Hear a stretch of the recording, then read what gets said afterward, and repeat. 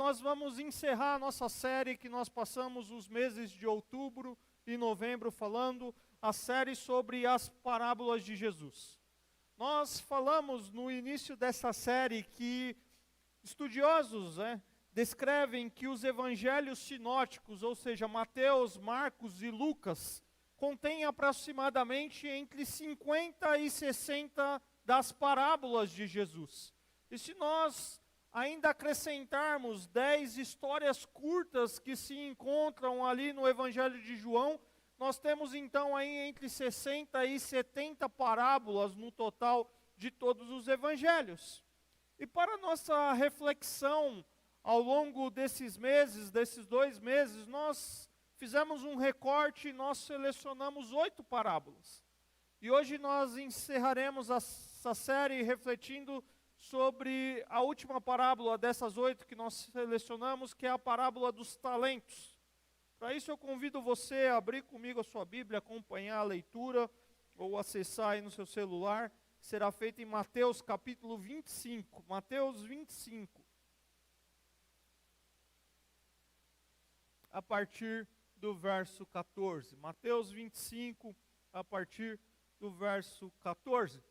Nós já falamos aqui algumas vezes, e é importante repetir, porque talvez você esteja nos ouvindo aqui pela primeira vez, talvez você esteja ouvindo sobre esse tema pela primeira vez, mas parábolas, o que são parábolas? Parábolas são histórias baseadas em fatos do cotidiano, São histórias baseadas em fatos do dia a dia, são observações sobre acontecimentos, objetos, pessoas comuns, imaginadas ou verdadeiras, que Jesus apresentou durante o seu ministério a fim de ensinar, ilustrar ou clarear alguma verdade. São metáforas simples, mas que transmitem lições espirituais de grande profundidade. Jesus utilizou as parábolas como um recurso didático com seus discípulos, com líderes religiosos, com os adversários religiosos que muitas vezes se opunham contra ele, com pessoas comuns, criando cenas familiares para eles, de ideias que revelam verdades sobre a natureza de Deus, por exemplo, sobre a oração, sobre valores espirituais, sobre a administração dos bens, sobre julgamentos, sobre o reino de Deus. E essas parábolas ensinam e trazem ideias, ilustram ideias sobre esses temas. E um dos objetivos que nós tínhamos, e por isso trabalhamos essa série, foi de estudar e meditar sobre esses ensinos de Jesus. Compreender o que esses ensinos nos falavam, e falavam com aqueles daquele tempo do primeiro século, mas como esses ensinos podem ser relevantes para os nossos dias. Nós tínhamos e temos como objetivo, ao estudar as parábolas, aprender com o nosso Mestre, com o nosso Senhor e Salvador Jesus, através dos seus ensinamentos. Por meio dos princípios desses textos, nós podemos crescer, nós podemos aprofundar a nossa fé e ter as nossas vidas transformadas. Quero que você vá comigo então para Mateus 25, a partir do verso 14. Diz assim a palavra do Senhor: E também será como um homem que ao sair de viagem chamou seus servos e confiou-lhes os seus bens. A um deu 5 talentos, a outro 2 e a outro 1, a cada um de acordo com a sua capacidade. Em seguida partiu de viagem. O que havia recebido os 5 talentos saiu imediatamente, aplicou-os e ganhou mais 5. Também o que tinha 2 talentos ganhou mais 2. Mas o que tinha recebido 1 talento saiu, cavou um buraco no chão e escondeu o dinheiro do seu senhor. Depois de muito tempo, o senhor daqueles servos voltou e acertou conta com eles. O que tinha recebido 5 talentos,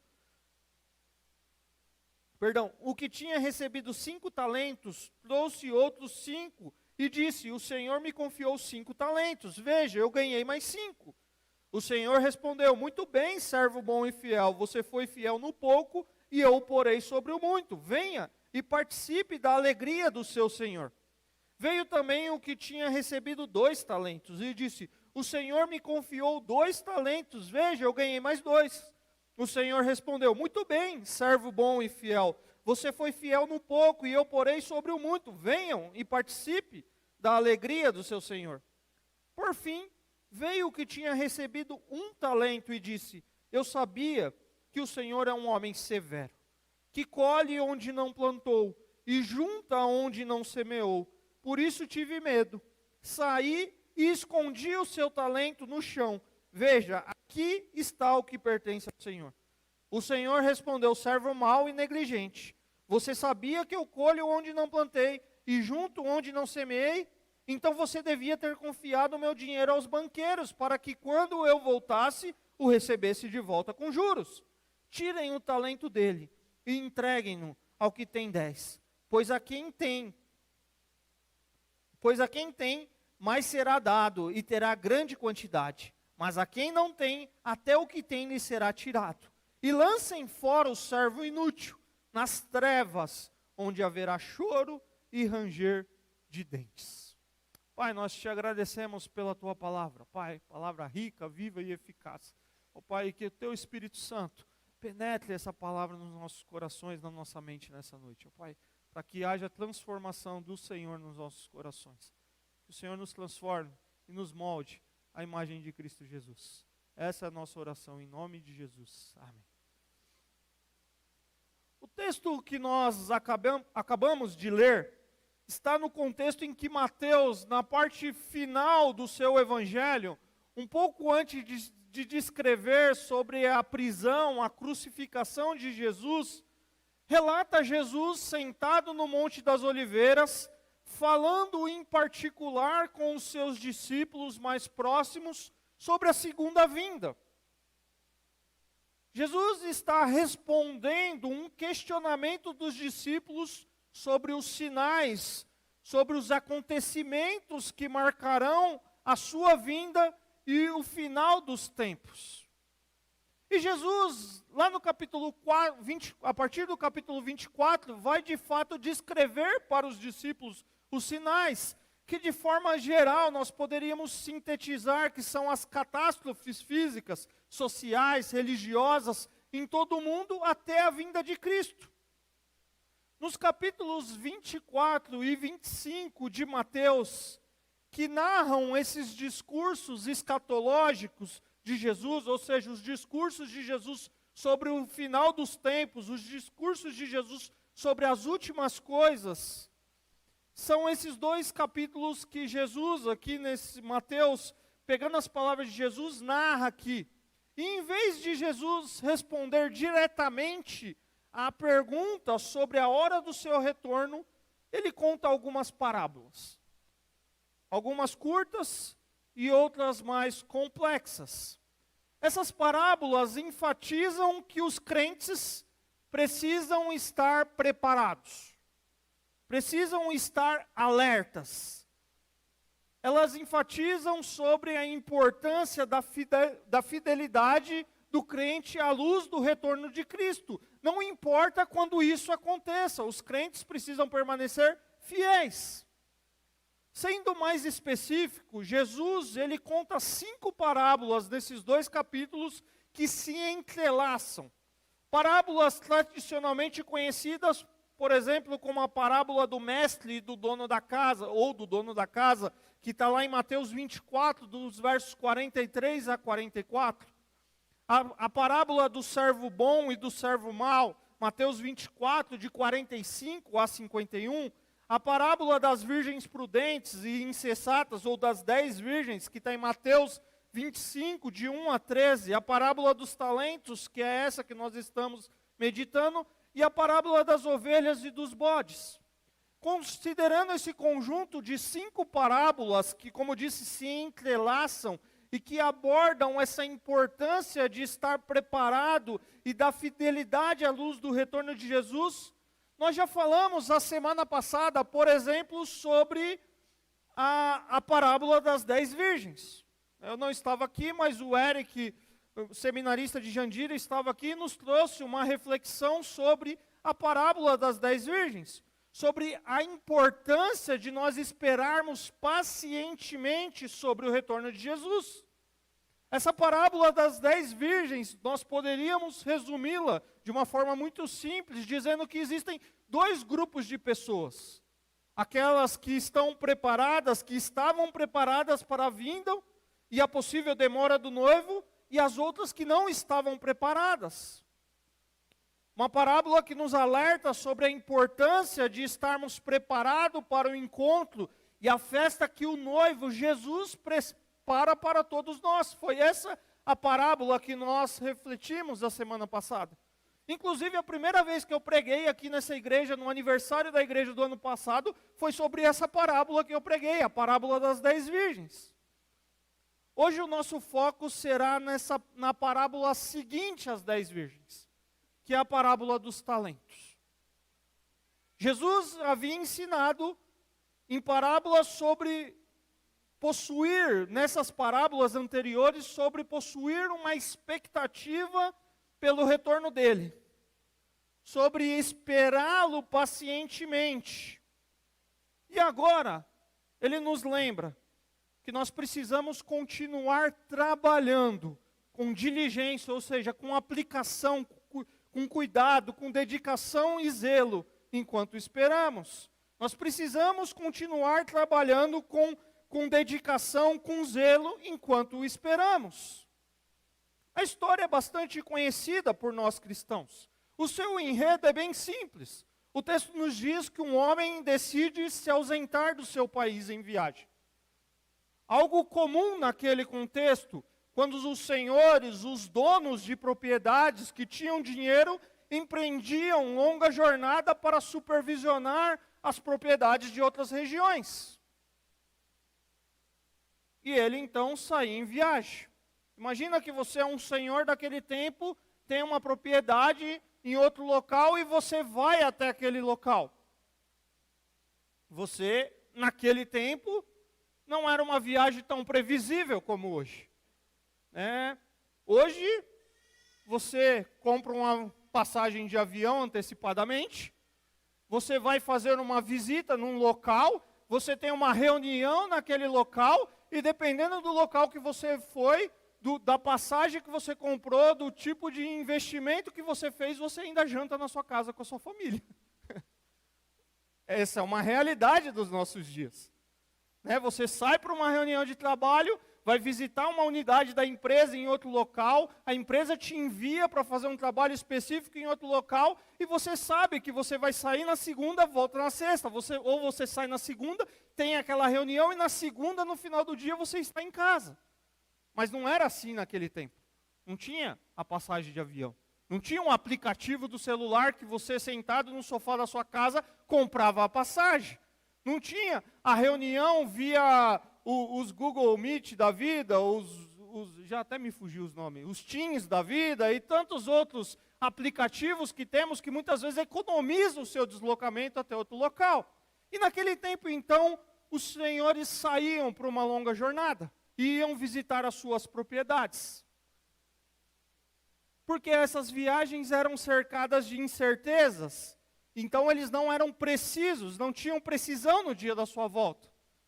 Agora, durante o período de ausência, o que esses senhores faziam com os seus investimentos? O que esses senhores faziam com as suas propriedades? Eles tinham uma espécie de contadores naquela época, instruídos. Eram contadores que eles chamam de contadores instruídos, que eram as pessoas que cuidavam dos recursos, que cuidavam do investimento, que administrava a propriedade durante a ausência desse senhor. Eram esses empregados, esses administradores, mas também podiam ser homens livres ou escravos, que podiam ser os administradores da propriedade. E voltando aqui para a história, antes de se ausentar, o Senhor chama e nomeia 3 servos. E a cada um, dos 3 servos, ele dá uma responsabilidade sobre alguns recursos financeiros. E o texto nos diz que a um ele deu 5 talentos, a outro ele deu 2 e ao último ele deu 1 talento. Eles são nomeados como administradores de parte específica da riqueza desse senhor até o seu retorno. Agora, a grande pergunta para nós, e o que nós precisamos entender à luz desse texto, é o que é um talento. Um talento não é a mesma compreensão que naturalmente nós temos como nós pensamos em talentos. Como se fosse uma capacidade, como se fosse uma habilidade, algo que você tem nato. Por exemplo, eu não tenho nenhum talento para futebol. Eu sou ruim de bola, sempre fui. Mas tem muita gente que tem um talento por futebol. Então a gente reconhece talento dentro do nosso contexto como alguma habilidade específica que a pessoa normalmente sobressai no meio de nós. E você fala, nossa, esse menino é bom de bola. Esse tem um talento para futebol. Aí vai olhar para o outro e vai falar, esse é ruim de bola, você não sei nem porque está jogando bola. Mas não é essa compreensão de talento que esse texto nos diz. Talento dentro desse contexto não se trata dessa habilidade especificamente. Talento é uma moeda, mas que originalmente não era uma moeda. Era uma unidade de peso, uma unidade de medida bastante grande. E que tinham grandes variações quanto ao seu período e ao seu lugar. Por exemplo, estudiosos dizem que um talento grego pesava em torno de 30 quilos. Um talento romano, 35 quilos. Era uma quantia considerável de ouro e de prata. Mas com o tempo, essa unidade de medida, ela passou a ser uma unidade monetária. E no mundo romano do primeiro século, um talento era a moeda de mais alto valor. Alguns vão dizer que é o equivalente a 20 anos de trabalho recebendo o salário mínimo. Imagina você receber de uma vez 20 anos de trabalho, como se nesse período você recebesse um salário mínimo. No Brasil não é tão grande coisa, mas é ainda uma quantidade de valor que dá para fazer alguma coisa. Um talento equivalia a 6.000 denários, ou aproximadamente 20 anos recebendo o salário mínimo, uma soma significativa de dinheiro. Mas nós veremos ao longo da história que fazer essa conversão do que seria medida, valor de um talento, quanto que nós conseguiríamos transformar por dia de hoje, pouco importa para a lição dessa parábola. O Senhor dessa parábola contada por Jesus, ele emprega um critério bastante óbvio. Assim como nós não entregamos qualquer serviço para qualquer pessoa, ele também faz isso. Nós esperamos que os serviços que exigem mais qualificação ou uma certa qualificação sejam entregues a pessoas mais qualificadas ou que possuem essa qualificação. Que sejam minimamente qualificadas para tal função.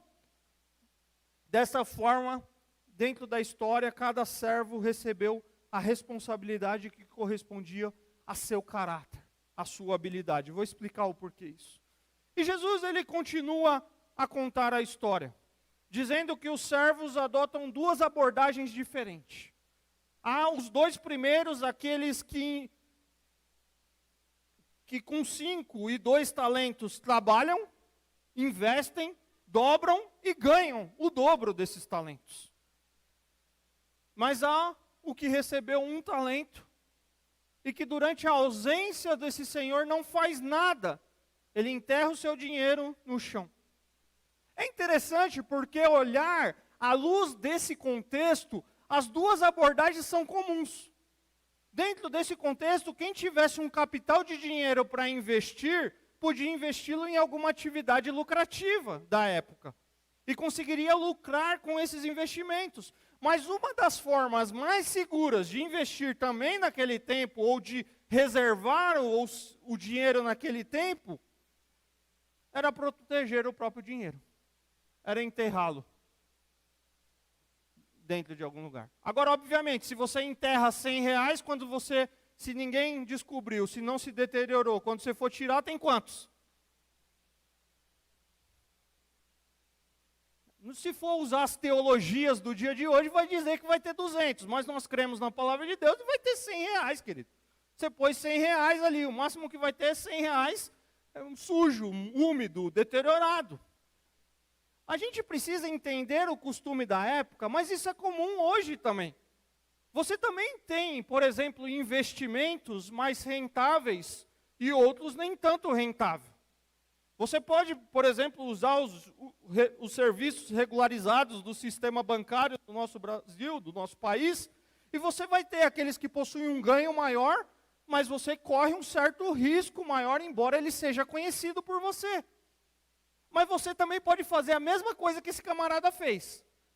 Você também pode investir com menos risco, pôr numa poupança, que a rentabilidade é menor, mas você pode pegar, fazer um furinho no colchão da sua cama e deixar seu dinheiro lá dentro. É uma forma de guardar o dinheiro. Você pode pegar uma caixinha, colocar no cofre da sua casa e guardar o dinheiro lá dentro. Você pode fazer isso. Não há diferença do que eles fizeram para o que nós podemos fazer hoje. Agora, se você guardar o dinheiro, repito, e fizer um furinho no colchão, e colocar debaixo do colchão, quando você for pegar o dinheiro, se ninguém tirou antes, quanto vai ter? O que você pôs lá, queridos. É muito óbvio. Mas esse senhor da história, depois de muito tempo de visitar suas propriedades, ele retorna. E ele vai acertar a conta com cada um desses servos. Agora parece que o resultado da história que Jesus está contando vem a público. E quando os servos que receberam 2 e 5 talentos se apresentam, eu fico imaginando, e aqui é a imaginação minha, brincando, mas como se ele tivesse se apresentando um PowerPoint para os donos da empresa, para os acionistas, para os seus diretores, e dizendo, está aqui o que nós fizemos com o recurso. Está aqui o que nós fizemos com aquilo que nós deveríamos administrar. Nós aplicamos e nós conseguimos dobrá-lo. Está aqui o nosso investimento. Agora eu imagino se dentro de um contexto nosso, o dono da empresa, o seu diretor, um conselho da empresa ficaria admirado com isso. Agora você imagina dentro do contexto da parábola que Jesus está contando. E esses camaradas recebem um elogio. E eles recebem a promessa de serem colocados sobre o muito. E experimentam a alegria do seu Senhor. Eles serão recompensados pela sua fidelidade. Se fosse nos dias de hoje, alguém diria para você, você vai ter um bônus no final do ano. Porque você foi um bom profissional. Você multiplicou os nossos recursos. Mas há o terceiro servo. Aquele que apresenta o seu PowerPoint diante do dono da empresa, do conselho, dos acionistas, repito que estou ilustrando com algo comum dos nossos dias, mas ele é tratado de forma diferente. Primeiro ele se apresenta e ele se justifica. E diz que considera o seu senhor um homem severo, que colhe onde não semeou e junta o que não espalhou. E por isso ele escondeu o talento, algo comum, e agora está devolvendo aquilo que ele recebeu. Ele não fez nada em relação ao talento, mas também tinha uma ideia pré-estabelecida do seu senhor muito desagradável. Ele é repreendido e chamado de servo mau e negligente, deveria ter ao menos colocado dinheiro na poupança da época para render juros. O seu senhor tira dele o talento e dá para o servo que tem 10 talentos. Ele é um servo inútil. Agora eu repito aquilo que eu já disse em algumas das parábolas, dentro de cada uma do seu contexto. Eu estou contando a história, mas Jesus não está ensinando sobre modelos de investimento. Jesus não está ensinando sobre a melhor aplicação ou coisa do tipo da sua época. Porque a quantia exata que cada servo recebe, a conversão de um talento que os próprios estudiosos explicam de formas diferentes, o valor exato que eles ganham com seus investimentos não são relevantes para o entendimento da parábola. Jesus aqui, ele está usando uma ilustração, ele está contando uma história familiar para eles, para representar uma verdade espiritual.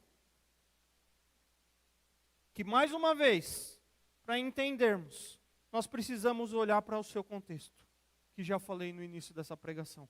O assunto que Jesus estava tratando com aqueles camaradas era sobre os finais dos últimos dias, os finais do tempo, os últimos dias, os sinais desses últimos dias. Essa parábola de Jesus, queridos, é um lembrete para mim e para você de que Jesus vai voltar.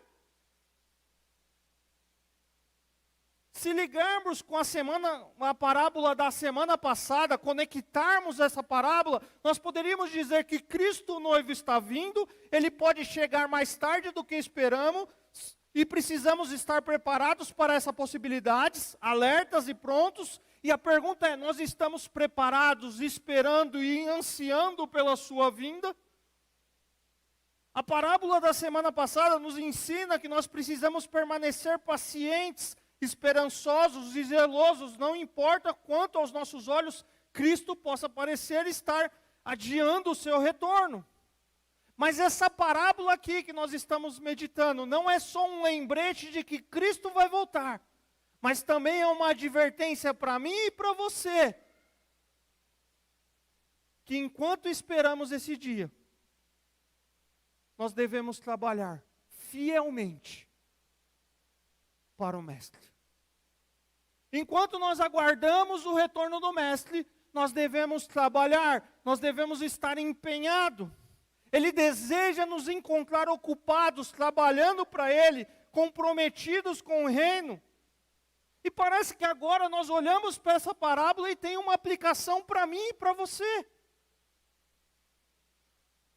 Jesus Cristo é ilustrado nessa parábola como esse homem que possui bens e servos, que saem em uma viagem longa, que olhando para o contexto bíblico, entendemos que é o próprio Deus que veio habitar entre nós, morre a morte de cruz, ressuscita, sobe aos céus e promete que voltaria para buscar a sua igreja, o seu povo.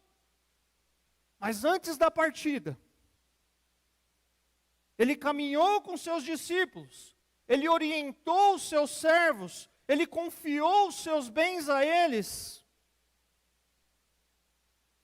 E esse Senhor chama seus servos e delega a eles responsabilidades para o tempo que ele estiver fora.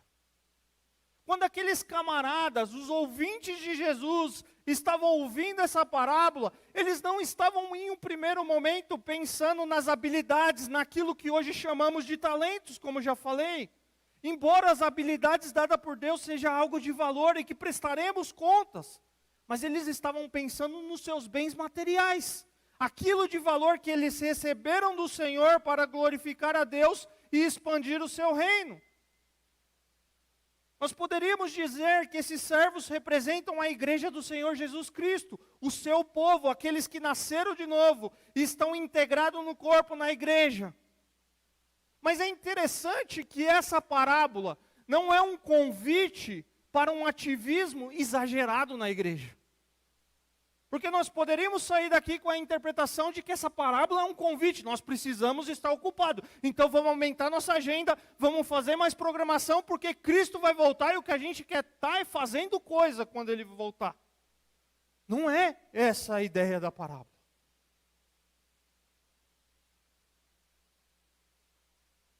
Não é um convite para um ativismo exagerado na igreja.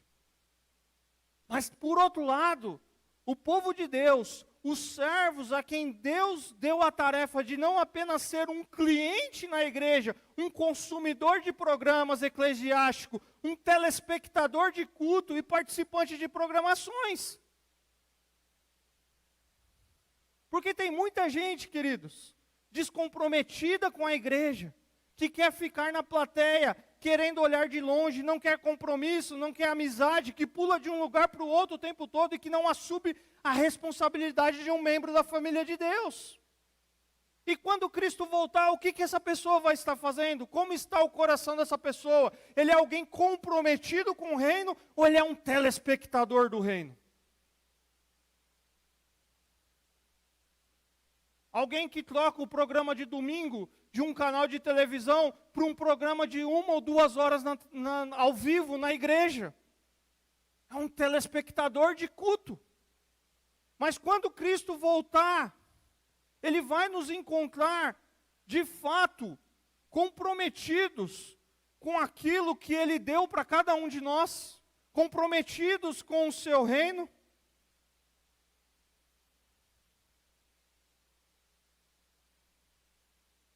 O povo de Deus, querido, são os discípulos de Jesus, são os servos a quem Jesus, representado nessa parábola, nomeia, chama, escolhe, vocaciona, distribui dons, molda o caráter, transforma, dá habilidades, dá recursos, para que nós sejamos administradores fiéis daquilo que Deus entregou aos nossos cuidados. Ele nos dá tarefas e responsabilidades específicas que foram entregues a nós.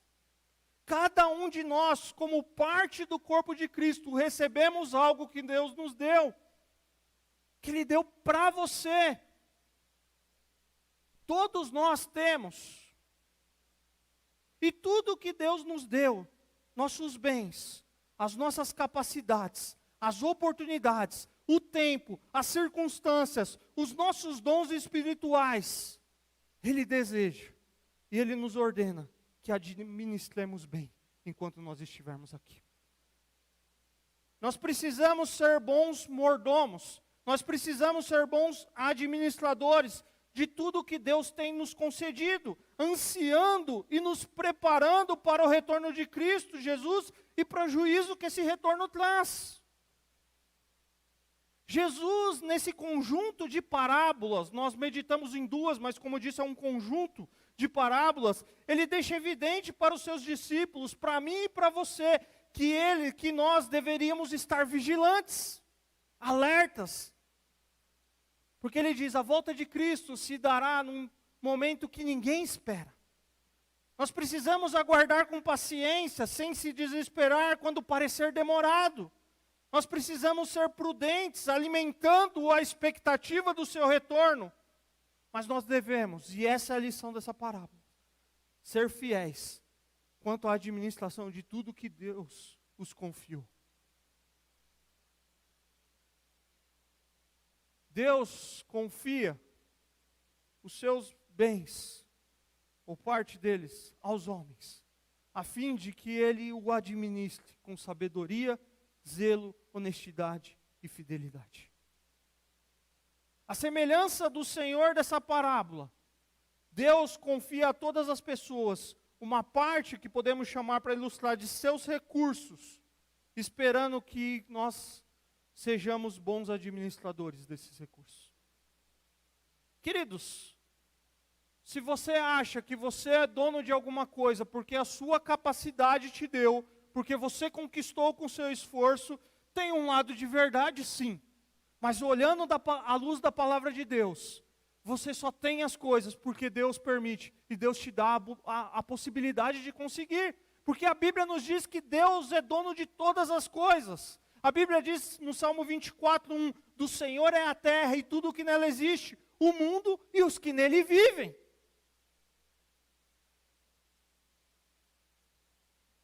Eu quero que você saia daqui comigo nessa noite com a certeza de que aquilo que você tem, se você se esforçou foi porque Deus te deu capacidade de se esforçar, mas você tem um Deus, dono de todas as coisas, e você só é um administrador daquilo que Ele tem te dado. E não digo só recursos materiais, eu digo todos os recursos que Ele te deu. A relação do homem com as coisas criadas por Deus é de mordomia, ou seja, de administração. Mordomo é aquela pessoa a quem é entregue tudo, ou parte quando o Senhor possui ou parte daquilo que o Senhor possui para ser cuidado e desenvolvido. Jesus tem um propósito para mim e para a sua vida. Ele subiu ao céu, mas vai voltar para buscar o seu povo. E enquanto Ele não volta, o que estamos fazendo com o que Ele nos entregou?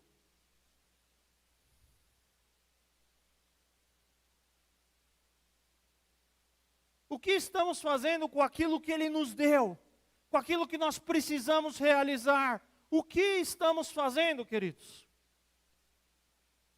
Como você tem administrado, por exemplo, os seus bens, a sua vida, a sua família?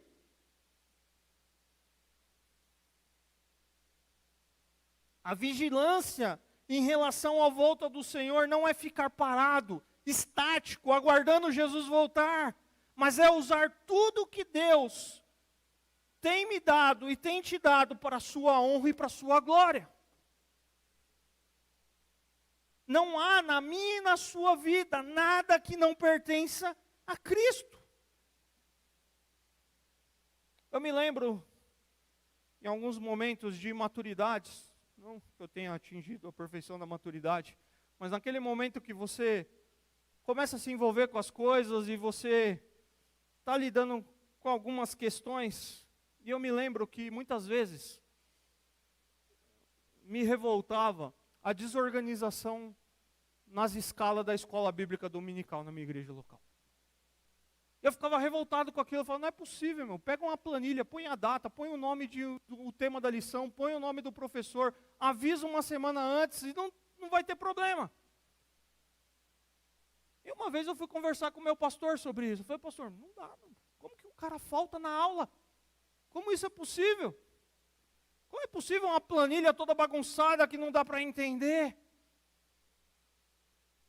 E aí, obviamente, tinha os seus motivos por trás de todas essas coisas, mas o meu pastor na época, ele falou assim, sabe, Bruno, tem coisas que Deus dá para algumas pessoas e não dá para outras. Para você fazer uma planilha e colocar uma coluna com a data, com o título da aula, com o nome do professor e avisar uma semana antes é muito prático. Mas talvez para aquela pessoa não é prático. Por que você não passa a ajudá-lo? Queridos, entende? Deus nos deu habilidades diferentes que no reino de Deus se complementam. Porque para você talvez é muito fácil fazer o que para mim não é fácil, ou vice-versa. Mas a igreja de Cristo Jesus, a nossa vida comunitária, é seguir junto, fazendo aquilo que Deus tem dado para cada um de nós, para que no fim o Senhor seja glorificado.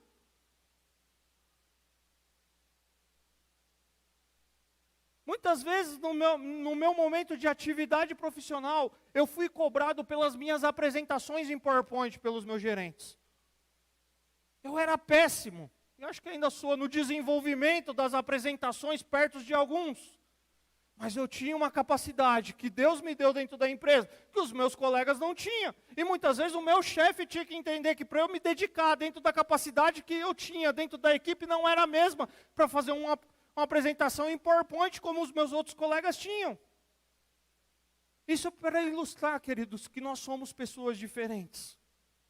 Mas no reino de Deus, na igreja de Cristo Jesus, Ele nos molda, Ele nos dá habilidades para que a gente continue se envolvendo, esperando, trabalhando e não acomodado. Você não ganhou um passaporte para o céu para ficar sentado na sala de embarque esperando o voo chegar, querido. O que você ganhou foi uma salvação em Cristo Jesus, um Jesus que te mantém aqui, te dando habilidade para que você desenvolva o que Jesus tem te dado.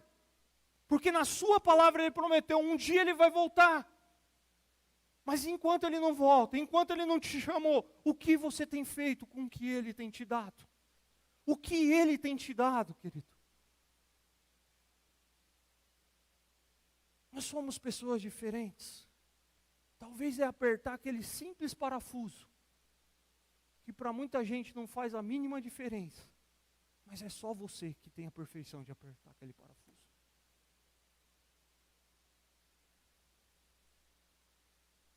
Não há nada na minha e na sua vida que não pertence a Cristo. O mundo foi projetado para ter Cristo no centro, uma humanidade que não é encontrada na autonomia, porque os seres humanos, eu e você, fomos criados para viver em comunhão com o nosso Criador, e Cristo deveria ser o foco da nossa vida, e Cristo sendo o foco da nossa vida, tudo o que nós fazemos é para honrar e glorificar o nome dEle. Quando nós olhamos para aquilo que nós chamamos, um termo mais antigo, de doutrina de mordomia, ou doutrina da mordomia, administração daquilo que Deus nos confiou, nós deveríamos ser constrangidos. Nós deveríamos nos sentir obrigados a colocar Deus em primeiro lugar na nossa maneira de viver, não vivermos mais para nós, mas para Jesus. Ela nos ensina que nós não podemos dar nada para Deus, pois tudo é dele.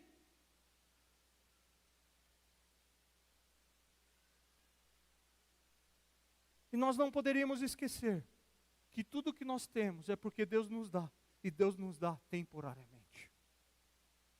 O dia que você fechar os olhos, querido, aquele título que você se gabou de conseguir, aquele carro que você se matou a vida inteira para comprar, aquela casa que você se gaba que foi com seus méritos, vai ficar aqui.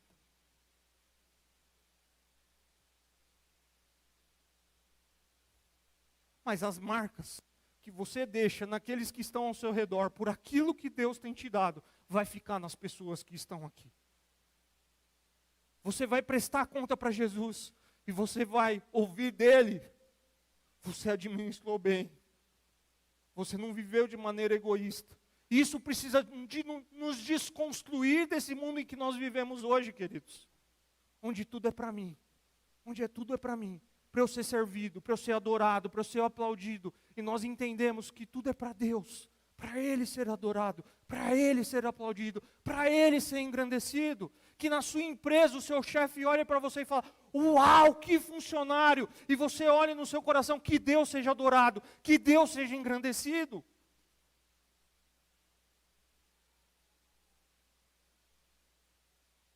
A mordomia não diz respeito apenas a sermos bons administradores de nossa agenda, das nossas habilidades, dos bens materiais e do dinheiro. A disciplina da mordomia bíblica nos chama a usar todas essas coisas da maneira como o Senhor quer e a empregá-la para a sua glória. Nós precisamos, queridos, agir como esses dois servos que foram elogiados e serão recompensados por cumprir a sua incumbência, a sua missão. Mas nós precisamos lembrar que nessa parábola também tem o terceiro servo, o servo mau, aquele que deixou de usar aquilo que Deus tem dado a ele. Parece alguém típico que confessa que é servo de Deus, mas é talvez alguém nominal. É o servo que representa o incrédulo. É um homem secular, despreocupado, é indiferente, é arrogante quanto à mensagem do Evangelho, desobedece o seu mestre, é infiel. Se fosse nos nossos dias, talvez nós poderíamos dizer que seria o não crente, ou talvez o autossuficiente, ou ainda alguém que se passa por crente, por povo de Deus, mas não leva a sério uma vida de relacionamento com Deus. É alguém que pode até dizer viver um cristianismo, mas é desprovido de Cristo, pois Ele não é central na sua vida. Eu tenho um livro do Paul Tripp. Paul Tripp é um autor, dentre os autores que eu leio, que eu gosto muito. E ele tem um livro que diz, o título do livro é Em Busca de Algo Maior. E ele diz no seu livro que é possível Cristo ser substituído, mesmo no cristianismo. E ele vai descrever as razões. E aí ele diz, quando, o ativismo cristão é um compromisso e entusiasmo por causas de natureza moral, que pode se mascarar como um amor por Cristo. O legalismo, com a sua rígida atenção à lei e a sua confiança na justiça humana, poderá se mascarar como amor por Cristo. O formalismo poderá vestir a máscara do amor de Cristo, com o seu empenho dedicado à participação em todas as reuniões agendadas e ministérios da igreja. O emocionalismo, com seus momentos de forte emoção sincera, poderá se apresentar como amor por Cristo. O confessionalismo, com a sua fonte de devoção, com a sua forte devoção à pureza da verdade, poderá se parecer com amor por Cristo. O externalismo, com seu zelo para participar de todos os sinais exteriores de piedade cristã verdadeira, poderá se parecer com amor por Cristo. São questões que podem demonstrar ou mascarar o amor por Cristo.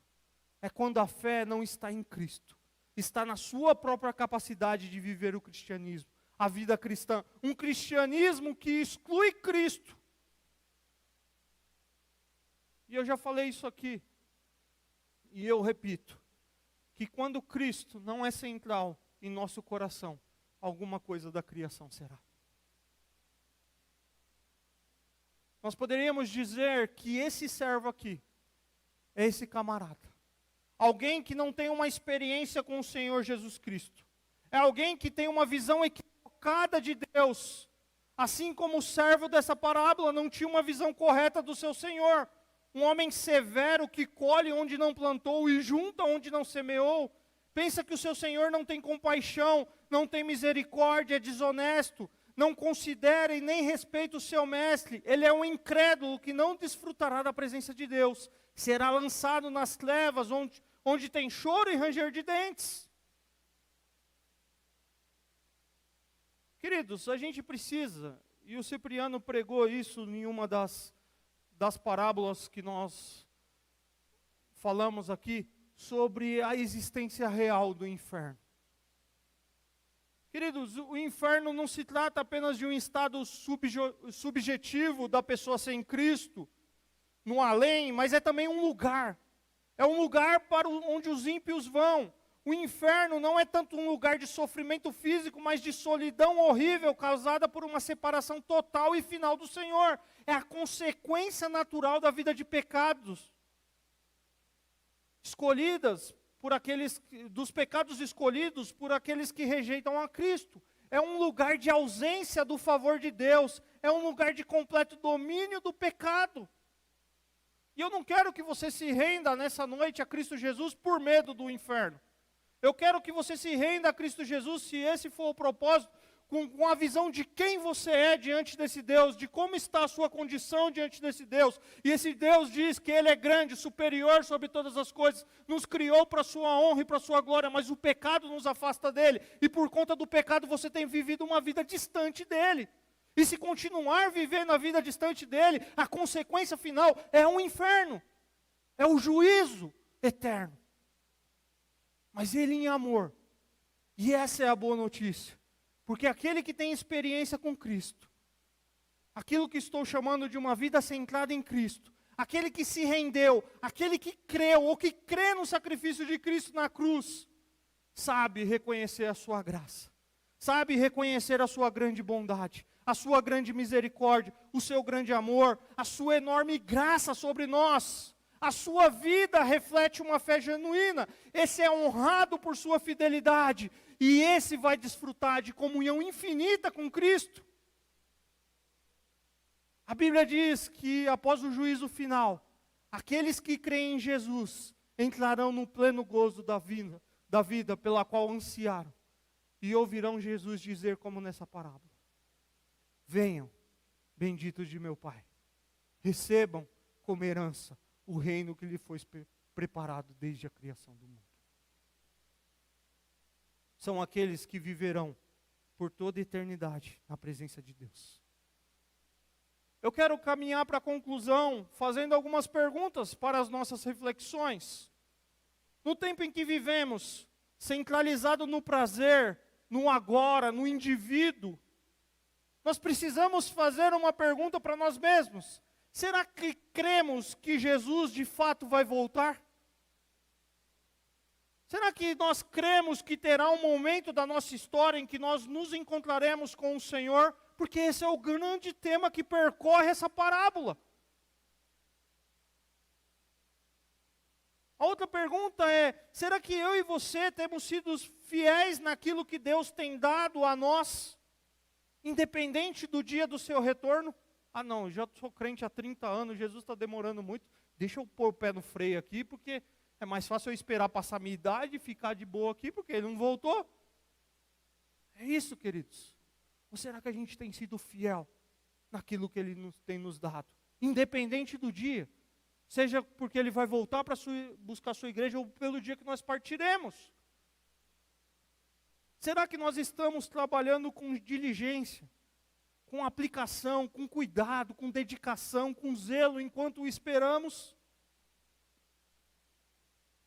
E a certeza que essa parábola nos dá é que cada um de nós, na ocasião oportuna, comparecerá perante o Senhor Jesus Cristo para prestar contas.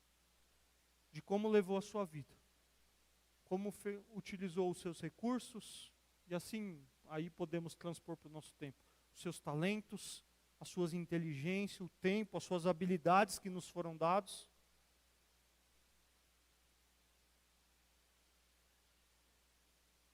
Se nós usamos efetivamente conforme os interesses do nosso Senhor, que é o dono de todas as coisas. Nós precisamos, queridos, usar nossos recursos, aquilo que Deus tem nos dado, aquilo que Deus tem te dado, de tal forma que ao nos encontrarmos com Jesus, nós possamos ouvir dele: muito bem, servo bom e fiel. Você foi fiel no pouco, e eu o porei sobre o muito. Venha e participe da alegria do seu Senhor. Esse é o convite de Jesus para nós, queridos. Esse é o lado que nós temos que estar da história. É aquele que usou tudo que Deus tem nos dado, para que o nome dele seja engrandecido. Aí você fala: Bruno, eu não sei o que Deus tem me dado. Deus tem te dado, queridos. Deus tem te dado habilidades, dons, recursos, pessoas do seu lado, jeito, que talvez só você é assim, queridos. Dentro de um grupo, Deus tem te dado uma família, Deus tem te dado uma igreja, Deus tem cuidado da sua vida, Deus tem te dado a oportunidade de viver tantas coisas. E como você tem administrado tudo que Deus tem te dado? Eu não quero que você saia daqui nessa noite colocando uma oferta de R$100 e acreditando que vai virar 200, porque não vai, é mentira. Eu quero que você saia daqui nessa noite dizendo: Senhor, obrigado, porque tudo que eu tenho, tudo que eu sou é teu. Obrigado, porque o Senhor me dá a oportunidade de participar dizimando, ofertando, cuidando das pessoas, trabalhando, investindo naquilo que o Senhor tem me dado. Mas tudo é teu, nada é meu. Tudo é teu, tudo é para a tua glória. Eu quero terminar essa série de parábolas fazendo uma reflexão e gastando mais 5 minutinhos aqui para perguntar: o que você aprendeu ao longo desses meses sobre essas parábolas de Jesus? Porque nós abrimos essa série, falamos sobre a parábola do construtor prudente e do insensato. E eu disse que Jesus não estava nos dando uma aula de construção civil ou de uma aula de engenharia. Mas Jesus estava nos fazendo um convite para uma vida atenta à sua palavra. O homem prudente, o homem sábio, é sensível à palavra de Deus, obedece à palavra de Deus, tem uma vida alicerçada em Cristo. E a minha pergunta para mim e para você é: será que isso tem sido uma verdade na nossa vida? Será que nós terminaríamos essa série dizendo: crescemos nessa área, Senhor, obrigado? Nós falamos na segunda parábola sobre a parábola do semeador. E eu disse que Jesus não estava dando uma aula de agricultura, de como plantar e ter uma boa colheita. Que o texto estava nos apresentando alguns ouvintes da palavra de Deus.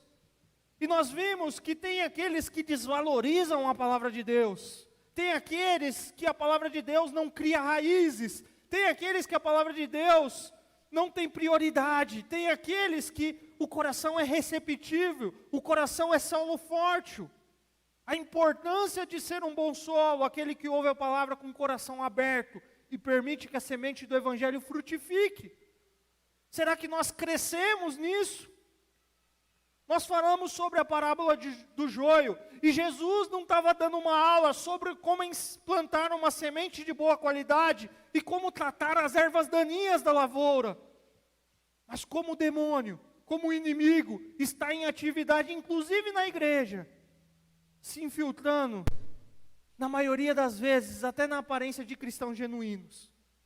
A igreja que pode conter em sua membresia o autêntico e o falso, mas o convite de verdadeiramente pertencermos a Cristo Jesus que a separação que ocorrerá no fim dos tempos, o dia do juízo, e como o justo brilhará como o sol no reino do seu Pai. Nós falamos sobre a parábola do bom samaritano, e Jesus não estava ensinando eu e você, na parábola do samaritano, a estacionar o nosso carro na beira da rodovia, e ajudar pessoas necessitadas, embora isso seja importante em algumas ocasiões, mas ele estava lidando com religiosos hipócritas, que observavam a lei cerimonial, que estavam a serviço do templo, mas que os seus corações não tinham sido alcançados e transformados pela graça de Deus, para que as suas atitudes fossem diferentes, nos ensinando a confessar a nossa pecaminosidade, a nossa falta de amor, a nossa falta de compaixão, e a buscar a graça e a misericórdia de Deus, olhando para Jesus, o único que cumpriu o que a lei exige de nós, aquele que é a fonte de vida eterna, de compaixão e de graça. Nós falamos sobre a parábola da ovelha perdida, e nessa parábola Jesus não tinha como objetivo ensinar a resgatar ovelhas, animais perdidos nos campos. Jesus usa essa história do cotidiano, a fim de ilustrar a diferença fundamental entre ele e os fariseus. O pastor saiu em busca da ovelha perdida, ele veio buscar e salvar o perdido, ele veio para os doentes, ele veio salvar pecadores, ele move os céus e a terra para conquistar-nos e atrair-nos para si. Seu amor é eterno, sua compaixão é infinita, e seu prazer é eternos na sua presença. Jesus propõe uma ideia de arrependimento, que não é medo do inferno, que não é goela abaixo, mas é a percepção de quem Deus é. E nós não fazemos nada nesse processo, porque Ele é o bom pastor, que vem atrás da ovelha. É a percepção de que estávamos perdidos e agora fomos achados, entendemos o amor de Deus, e como Ele não mede esforços, e vem e nos diz: eu amo você, eu perdoo você. Nós passamos um tempo aqui falando sobre a parábola do filho pródigo. E a lição da parábola do filho pródigo não é ensinar a fazer uma festa quando o filho volta para casa. Não é tratar o filho birrento quando não gosta do que o outro voltou para casa. A lição central dessa parábola, dentro do contexto que já apresentamos, é a de que Jesus está indicando um contraste violento entre a alegria de Deus na redenção dos pecadores e a hostilidade inflexível dos fariseus em relação a esses pecadores. Essa parábola nos ensina a possibilidade de um recomeço, que devemos nos alegrar e nos envolver com a generosidade e misericórdia divina, que nós necessitamos da compreensão do amor de Deus que perdoa os pecados. O grande protagonista dessa história é o pai, que saiu para abraçar o filho mais novo, que havia saído de casa e que estava voltando, mas também foi ao encontro do filho mais velho que ficou em casa, mas que agora não queria entrar. É o amor do pai pelos dois filhos. Só Deus pode agir como o pai dessa parábola, porque conhece o coração dos seus filhos, das suas criaturas, o meu e o seu coração. Nós falamos a semana passada sobre a parábola das 10 virgens. E o ensino de Jesus é que o reino de Deus é como um noivo que se atrasa. E todo mundo tem que estar pronto para a hora que ele estiver chegando. Cristo, o noivo, está vindo, ele pode chegar mais tarde do que esperamos. E nós precisamos estar preparados para essa possibilidade, alertas e prontos. Precisamos permanecer pacientes, esperançosos e zelosos. Não importa quanto aos nossos olhos Cristo possa aparecer adiando o seu retorno. Queridos, o quanto nós aprendemos com tudo isso? Porque nós encerramos agora essa série dizendo: nós precisamos aguardar a vinda de Cristo, sendo fiéis àquilo que Ele nos confiou. Nós precisamos utilizar tudo o que Ele tem nos dado para a sua honra e para a sua glória. Nós precisamos usar nossos recursos, aquilo que Deus nos tem dado, de tal forma que ao nos encontrarmos com Jesus, nós possamos ouvir dele: servo bom e fiel, você foi fiel no pouco, e eu o porei sobre o muito. Venha e participe da alegria do seu Senhor.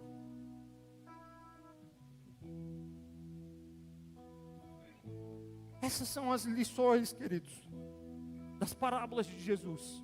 Dentro da nossa limitação, dentro daquilo que a gente consegue expor, mas é olhar para o contexto e aplicar para nós. e dizer: nós queremos ser transformados à imagem de Cristo Jesus.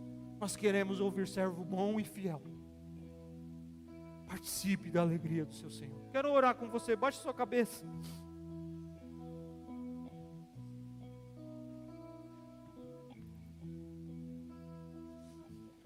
Pai, aqui está a sua igreja reunida, Pai. Aqui está o seu povo, ó Pai. Aqueles que um dia o Senhor chamou, aqueles que um dia o Senhor resgatou das trevas, nos tirou das trevas e nos transportou para o reino da sua luz, do seu Filho Jesus. Aqui estamos nós, com os nossos corações quebrantados diante do Senhor, porque muitas vezes nós somos, ou podemos nos ver dentro dessas histórias. E eu não quero repetir cada uma das histórias que nós já falamos aqui, mas o Senhor sabe, conhece o nosso coração, e sabe aquilo que nós temos falhado diante do Senhor. O Senhor conhece a minha vida, e o Senhor sabe aquilo que eu preciso ser transformado, para que eu possa continuar firme, cumprindo o propósito que o Senhor tem para a minha vida. Ó Pai, que nós possamos sair daqui nessa noite dizendo: nós queremos viver para Jesus, nós queremos honrar e glorificar o nome de Jesus, aquele que nos salvou, aquele que tem nos transformado. Nós queremos ser fiéis a Ele, nós queremos deixar de lado a máscara da religiosidade, nós queremos tirar de lado talvez essa ideia do tempo presente, que tudo é nessa vida, mas ter a ideia de que há um Deus que perdoa pecados, que transforma nossas vidas, que prometeu que vai voltar para nos buscar, e ter essa expectativa do retorno do Senhor, Pai. Mas nós não queremos ficar na sala de embarque, sentado na poltrona com um livro, achando que estamos entendendo a história do livro, mas nós queremos sair em ação, para aquilo que o Senhor tem dado para nós, até o dia que o Senhor voltar para buscar cada um de nós, seja individualmente ou porque o Senhor voltou para buscar a tua igreja. Que o Senhor nos ache fiel, e que nós possamos ouvir o que essa parábola diz: servo bom e fiel. Que possamos nos alegrar com o Senhor e adorarmos ao Senhor. E se há alguém aqui, ó Pai, que tem andado distante dos seus caminhos, há alguém aqui que nunca reconheceu Jesus como Senhor e Salvador da sua vida, há alguém aqui que nunca tentou valorizar ou dar atenção a um relacionamento com o seu Criador, e nessa noite o Senhor se mostrou como um Senhor Criador, um Deus que é Pai, um Deus que perdoa, um Deus que restaura. Que essa pessoa possa confessar os seus pecados diante do Senhor, ó Pai, e pedir perdão e dizer: Senhor, obrigado. Obrigado porque nessa noite o Senhor mostrou a condição do meu coração. E saia daqui com a certeza de que há um Salvador, e nosso Salvador é Cristo Jesus, aquele que morreu na cruz para perdoar os nossos pecados. Essa é a nossa oração, em nome de Jesus. Amém. Servo sofredor, a luz do mundo, promessa viva que se cumpriu, palavra que nos leva das trevas à luz, a escuridão não venceu.